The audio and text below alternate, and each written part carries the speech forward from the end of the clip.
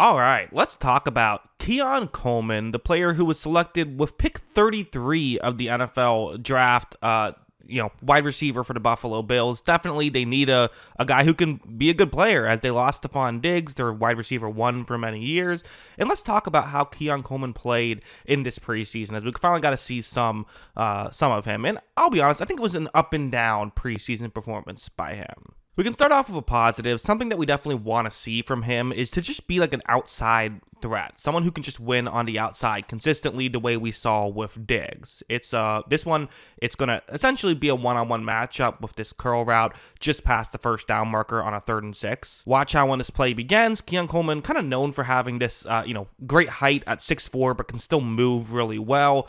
He got some DK Metcalf comparisons, also some Christian Watson comparisons, so two ends of the spectrum. But you see right here for the corner here for the Buffalo Bills, for the Chicago Bears, he's definitely having to respect Coleman's speed. He can't just hang with him. He has to give a couple of yards. And because of that, when Coleman cuts, he gets pretty significantly open, actually really open on that play, and is able to pick up a first down on 3rd down. This is the stuff that when you draft Keon Coleman, this is what you're looking to see. Obviously, the downfield deep shots is also what you're hoping to see, but this stuff as well. However, I now want to go over here. It was not always working that way. Especially, they tried him a couple times in the end zone, which was, again, something that we would definitely see them look towards Diggs in these types of plays. They're hoping for, Coleman to be a potential Diggs replacement. Well, how does he do on these types of plays? You see the route, one-on-one matchup. As you see when it begins, is it working? Well, maybe a little. I mean, you can certainly see why the quarterback is looking in this direction, right? It's certainly not wide open or anything like that, but okay, we can give this a shot. However, it's not complete. Bit of a high throw. Would have been tough for him to make the grab as well, but there wasn't a huge window anyway, so, basically did not get the touchdown there, right? Regardless of how much you want to say it's his fault, how much you don't want to say it's his fault. This one, kind of another one where it's, again, going to be a one-on-one matchup. You'd love to see him be able to win this one, find a way to make the grab, get the touchdown, all that good stuff. However, again, here you're going to see that this one does not quite work out. It looks like it hits him in the hands. I think the Steelers player might have gotten his hand on that one a little bit to disrupt it, or gotten his hands on Coleman a little bit to disrupt it. But either way, again, not winning, right? Again, I'll let you decide how big of a deal you think it is. But that being said, I did see some nice stuff from him. I thought he did have some really nice plays. Like, for example, this one, what's going to happen is it's a deep shot, and he, a couple nice plays where he didn't get the ball, I guess I should say. Spoiler alert, but let's watch what happens. So, the way this is designed is you see that, the Bills quarterback throwing more over the middle right here, and because of that, that's where the Steelers players are looking. But if you look at Coleman, he is kind of about to get open right here. He moves so quickly that, I do wonder if you look in that direction. I think there was a window for him to get open because of how quickly he's getting to his spot. I get why that's not where the quarterback was looking. I'm not blaming him or anything. As you see, he throws it there, and they're able to pick up a good amount of yards on that play. Got close to the first down marker, and ran to play well. It worked out. But I'm just kind of showing that I think that there are potential windows for Coleman to get some yards that weren't necessarily used when we saw him play.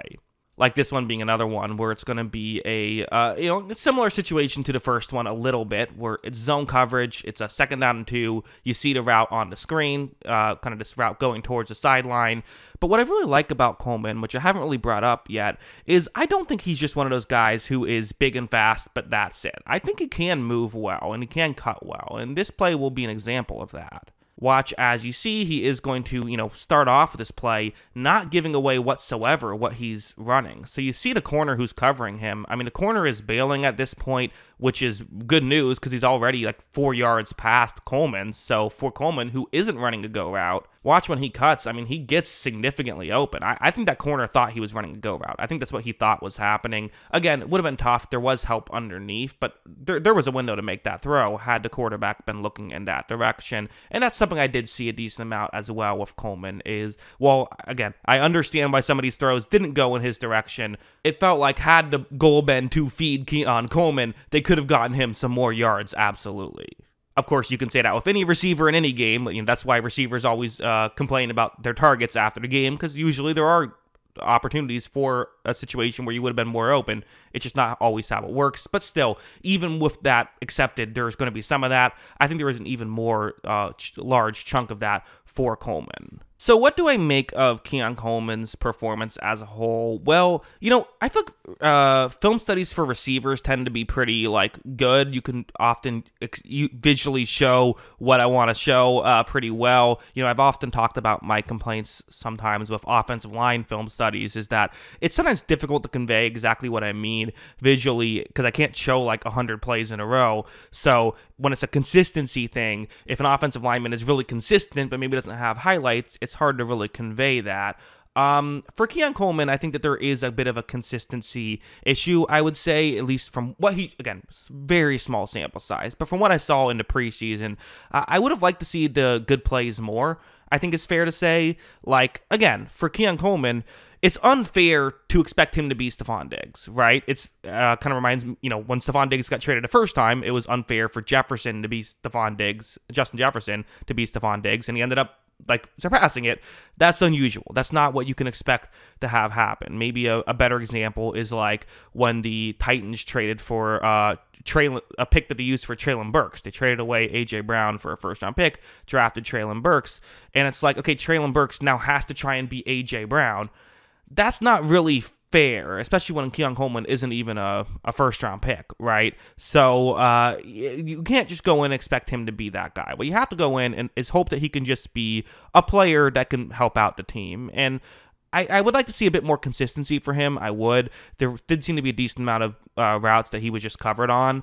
But at the same time, the highlights were there. The good stuff was there. And I do think he should be able to come in right away and at the very least be a solid contributor for the Bills. And what I saw on film in the preseason suggested that he can come in and be a contributor. As a numerical rating, I think I'm going to give it a 6 out of 10. It wasn't anything special and maybe a touch underwhelming for someone like me who liked him coming out of college, but I still think there is enough stuff there.